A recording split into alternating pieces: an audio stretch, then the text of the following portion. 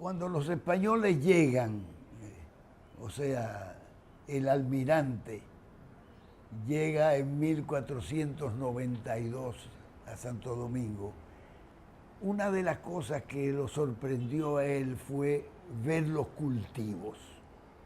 Él se sorprendió de ver lo organizado que estaban los cultivos. Seguramente los cultivos eran fundamentalmente de yuca, la yuca, el manioco, ¿no? Porque ya los taínos ya cultivaban en montoneras, ya de manera muy regular, y la yuca jugaba un papel fundamental, tal vez el principal de la cocina taína. O sea, era el sustento diario y al mismo tiempo estaba ligado a lo que era la cosmología del taíno, de la sociedad primitiva. Era una sociedad equilibrada, no sobraban las cosas, pero tampoco faltaban. Los taínos, y esto lo ha estudiado bien Marcio Veloz Maggiolo, se alimentaban de una determinada forma, en la que jugaba un papel muy importante, además de la yuca y de los productos de la tierra, los productos del mar. Los indígenas pues sabían asar y sabían hervir, fundamentalmente. No había aceite para freír y no tenían, los guisos eran muy elementales. El guiso fue aporte español, sobre todo. Al llegar los españoles aportan una serie de cosas. O sea, no solamente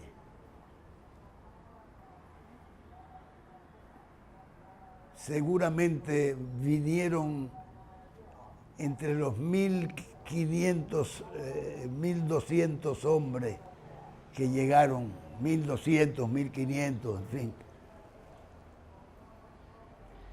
No solamente había quienes supieran cocinar, sino que se trajeron plantas, se trajeron semillas, se trajeron animales, el caballo, el cerdo, las gallinas, o sea, toda una serie de cosas.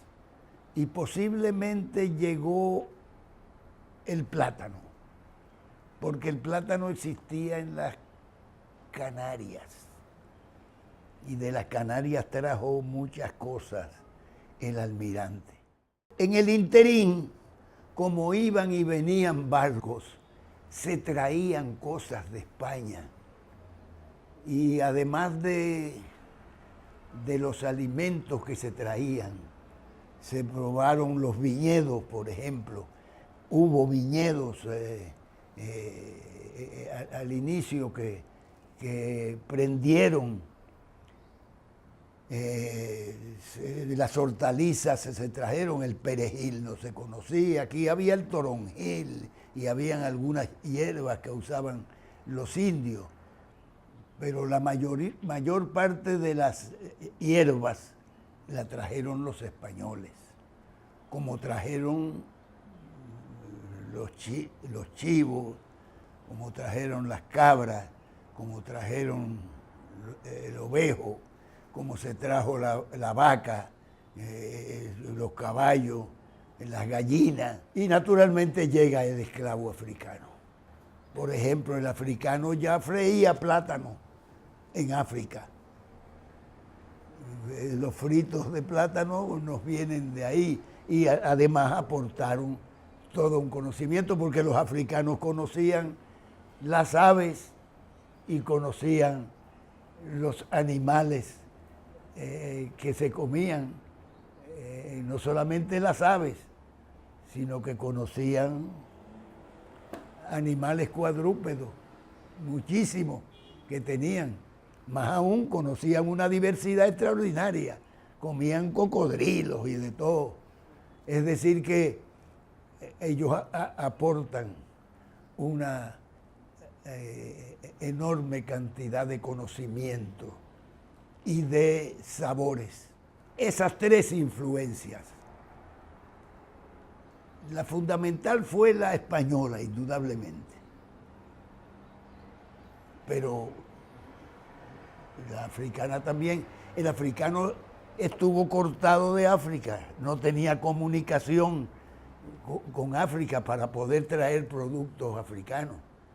Pero el español traía sus productos constantemente. Y la fabricación de quesos que comienza en Santo Domingo en el siglo XVI y tal vez antes, en el siglo XVI, a inicios del siglo XVI, la fabricación de ese queso blanco crema que nosotros utilizamos de manera permanente, que está en todos los supermercados, ese queso blanco se hacía permanentemente, no se hacían quesos curados, pero el queso de consumo inmediato sí lo sabían cortar la leche y eso, porque el español lo conocía. No se hacían otros quesos porque ya eso era una elaboración mucho mayor, ¿no? Pero, por ejemplo, herencia de los taínos al mundo. El casabe es muy conocido, pero no alcanza la proyección que tuvo, que tiene actualmente el maní. El maní lo encuentran los españoles aquí en Santo Domingo.